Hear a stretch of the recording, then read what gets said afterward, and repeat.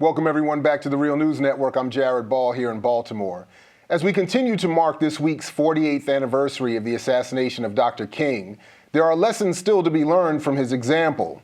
To discuss this and more is the executive editor and founder of Black Agenda Report, Glen Ford, back for his weekly Ford Report. Glen, welcome back to the Real News. Thank you for having a space for me. So what are you suggesting we can learn about today's political moment from King's previous example? Well, people are, of course, talking about 48 years ago today. That's the day that King was assassinated.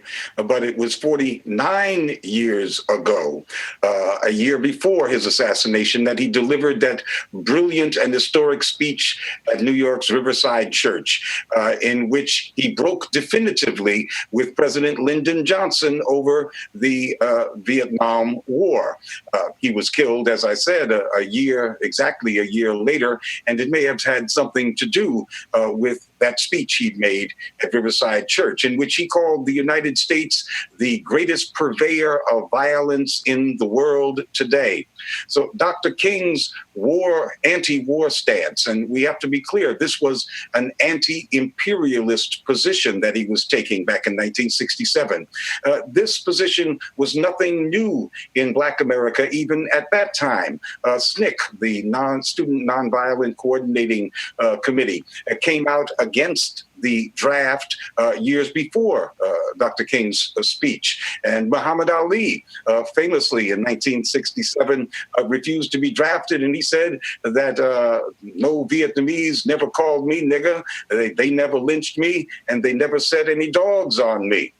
Ever since Black people have been tracked by the polls, they have been shown to be the group that was most opposed to U.S. military adventures abroad. Broadly speaking, there is a Black position on foreign policy. And broadly speaking, we would describe that as anti-imperialists. So when Dr. King made that speech at Riverside Church in 1967, he was not just speaking for himself. He was speaking from the Black radical tradition. And that tradition is broadly based, and it is a popular tradition.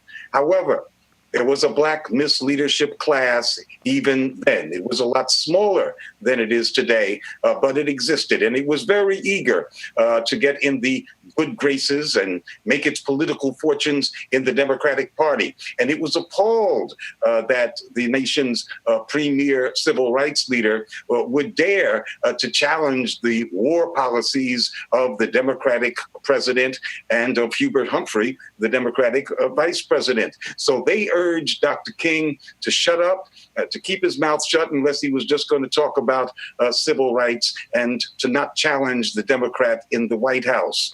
The first Black president, the one we have in office today, is the president who has expanded even further than the scope of his predecessor, George Bush, the theaters of U.S. wars. And under him, as his Secretary of State, is Hillary Clinton, a person who was central, according to all accounts, including her own, to the campaign, the bombing campaign against Libya. That is a massive U.S.-led European and American bombing campaign against Africa. And it was this Hillary Clinton who cackled like a witch over the body of Muammar Gaddafi. And then she was key to sending these same jihadist terrorists into Syria, where now the United States is guilty in the death of 250,000 people. So there's lots to be angry about if you come from a people whose broad foreign policy views are anti-imperialist and against the slaughter by the United States of people abroad. And, it's really not just because of the presence of this Black misleadership class that the anti-war, anti-imperial opinions of most Black people are not represented in the Black political discourse. The real problem is this duopoly two-party system, in which one of those parties is the white man's party, and of course, Black people are not going to be in that party. And so all of the Black electoral political activity takes place in the other party, the Democratic Party. And the effort there is entirely based around trying to beat the white man's party, to beat the Republicans, and this year to beat Donald Trump. But Glenn, to that point, just very quickly, I mean, isn't there to a certain extent, couldn't it be said that, and some are saying it, that there has been a sort of Kingian advance in our national politics in the sense that Bernie Sanders voted against the Iraq invasion or re-invasion in 2003. And Donald Trump is espousing a kind of drawback of, it sounds like a drawback of U.S. military empire from around the world. Isn't that some sort of, again, Kingian advance politically? Well, that is a great irony that Donald Trump's foreign policy, if you really read it, is actually far to the left of the Democrats. And that includes Bernie Sanders. Bernie Sanders is probably to the left of Bernie Sanders. But you don't hear the left foreign policy of Bernie Sanders in this campaign because to run on a left foreign policy would be to challenge the foreign policy of the current president, the first black president. And Hillary Clinton has, of course, wrapped herself in the robes of Barack Obama.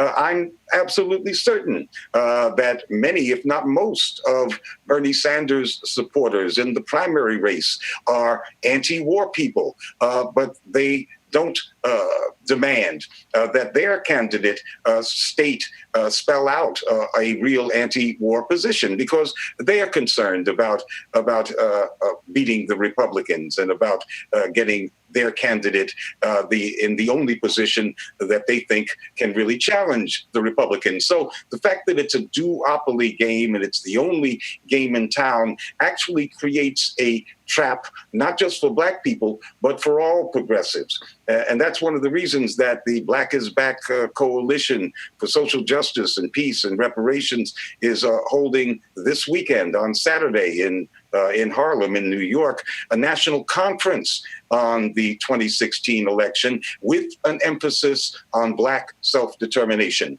And we can't have a self-determinationist politics when all of our discourse has to be smothered in this Democratic Party as part of this two-party duopoly trap.